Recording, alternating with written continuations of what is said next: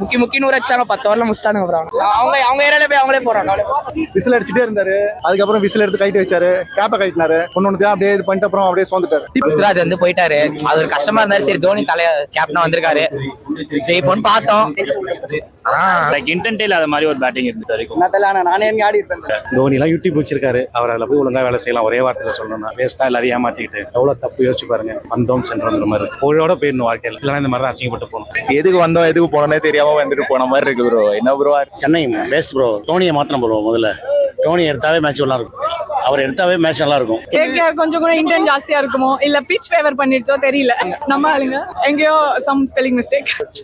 டிக்கெட்டுக்கு 8000 செலவு பண்ணி அங்க பஸ்ஸுக்கு ஒரு 1000 ரூபாய் செலவு பண்ணி வந்திருக்கோம். 10,000 செலவு பண்ணி வந்திருக்கோம். எக்ஸ்பெக்ட் பண்ண மாதிரி தோத்தோம். இந்த சீசன் ஃபார்ம்ல இல்ல. சின்ன பசங்க கலாயிற நிலைமை ஆயிடுச்சு. வந்து சிஎஸ்கே எப்படிப்பட்ட டீம்னு எல்லாம் தெரியும். 49 கால் அவுட் ஆனவனுங்களா இன்னைக்கு 103 நம்ம 9 விக்கெட் போனது கலாய்கிறானுங்க.